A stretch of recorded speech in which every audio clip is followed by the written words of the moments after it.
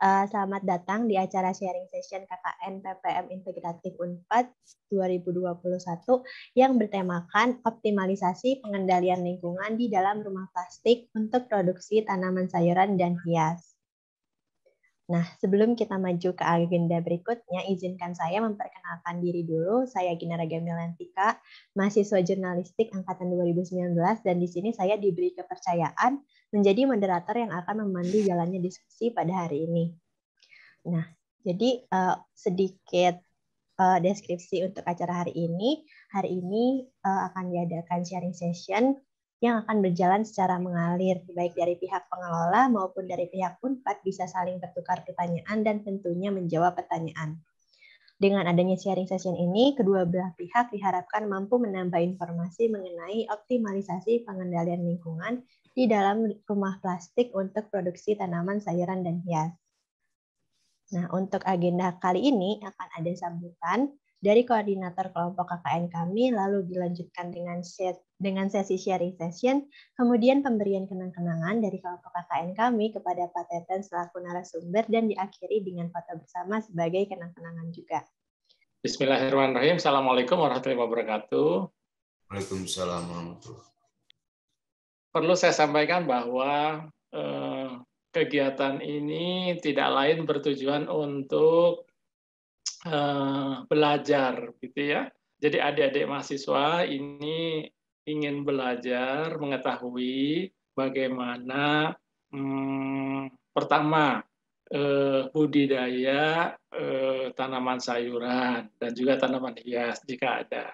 Yang kedua itu bagaimana penggunaan rumah plastik untuk budidaya kedua jenis tanaman tersebut. Nah ini alhamdulillah kita sudah punya contoh gitu ya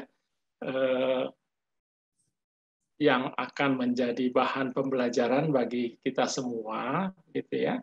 Dan saya sendiri selama ini belajar tentang pengendalian iklim mikro ya, yaitu suhu dan kelembaban udara untuk pertumbuhan tanaman. Dan kebetulan di sini di sebuah fasilitas yang kita kenal bersama sebagai rumah plastik atau rumah kaca. Ya. Selanjutnya mungkin kita langsung saja masuk ke sesi diskusi, dan sebagai pertanyaan pemantik mungkin Pak Teten bisa diceritakan sedikit Pak mengenai sejarah mengenai rumah plastiknya. Baik, sebelumnya saya ucapkan terima kasih kepada rekan-rekan semua, Bapak juga Pak Handarto, salam kenal Pak dari saya. Mudah-mudahan di suatu saat nanti Bapak bisa main ke tempat kami. Rumah kaca, rumah plastik kami ini merupakan gabungan daripada rumah kasa dan rumah plastik. Jadi dompleng dari rumah kaca peruntukannya sama sebagai greenhouse, sebagai tempat tumbuh bagi tanaman. Di kami gabungan, jadi pinggirnya pakai screen, atasnya pakai plastik UV. Nah, tujuan dibuatnya greenhouse karena di kami merupakan taman teknologi pertanian, awalnya untuk menyerap teknologi yang ada sebagai bahan pengenalan di masyarakat tani. Nah, tapi sampai saat ini karena gunanya sangat baik sekali, kemudian baik dari segi produktivitas maupun kesehatan tanaman dan sebagainya. Nah, sehingga kami justru sekarang lebih banyak produksi khusus untuk benih, terutama di komoditas kentang, itu pakai screenhouse atau greenhouse ya. Boleh. Terkait suhu, mungkin penasaran aja sih sistem suhu dan pengaturan suhu di rumah plastik itu seperti apa sih sebetulnya sampai seefektif itu gitu. Oke. Jadi suhu di dalam rumah plastik yang kami miliki itu sebetulnya bisa lebih tinggi, yaitu sampai 35 derajat Celcius lah. Bisa sampai 35 derajat Celcius. Dan itu tidak baik sebetulnya untuk tanaman. Nah, bahkan dinginnya juga karena di kami dataran tinggi, dinginnya juga bisa ekstrim, bahkan sampai 9 derajat. Di kami itu 9 sampai 9 derajat. Itu jelek juga bagi tanaman. Gitu. Makanya kami ada rumah plastik. Rumah plastik itu walaupun di luar sampai 9 derajat, dia terjaga paling rendah 20 derajat. Hangat, di dalam itu hangat. Nah, normalnya itu di 25 sampai 27. Makanya paling panas ketika 35 derajat, di dalam harus 27, bagaimana caranya begitu. Makanya kami menggunakan cooling system. Dia dikabutkan. Jadi ketika lebih dari 27 derajat mencapai 30 derajat, cooling systemnya langsung nyala otomatis. Dia menyembur seperti kabut. Jadi dikabutkan sehingga dingin, di dalam itu dingin. Jadi turun ke 25 derajat. Kalau sampai 25 derajat sudah turun, dia mati secara otomatis. Begitu. Jadi ada pengaturan suhu. Nah, pengaturan yang pakai 4.0 itu, yang satu itu dipakai dipakai acuan untuk screen yang manual yang lain. Jadi ketika cooling system nyala yang di 4.0, kita mendinginkan secara manual screen yang duanya lagi. Karena pasti suhunya sama. Karena strukturnya sama. Begitu. Makanya kami pasang yang 4.0 yang secara otomatis satu untuk controlling. Ketika yang manual kan kita tidak punya termo juga di dalamnya. Jadi ketika dia nyala berarti suhu tinggi nih. Nah, kita juga secara manual mendinginkan screen-screen yang lain. Nah, jadi pengaturan suhunya seperti itu ya. Jadi pertama ada cooling system yang secara otomatis, yang kedua ada yang sifatnya manual. Jadi kita dinginkan, dikabutkan, disemprotkan pakai pompa ya, pakai pompa sprayer. Jadi kalau kita pakai sprayer itu bukan cuman kita aplikasi pestisida saja, itu juga untuk mendinginkan ruangan, kita semprot dengan air dingin gitu kan ya, disemprotkan. Saya ingin menanyakan pertanyaan penutup ya, bisa dibilang untuk Pak Teten. Apakah Bapak punya pesan atau wejangan untuk orang-orang yang ingin mulai menanam rumah plastik di rumah barangkali, Pak?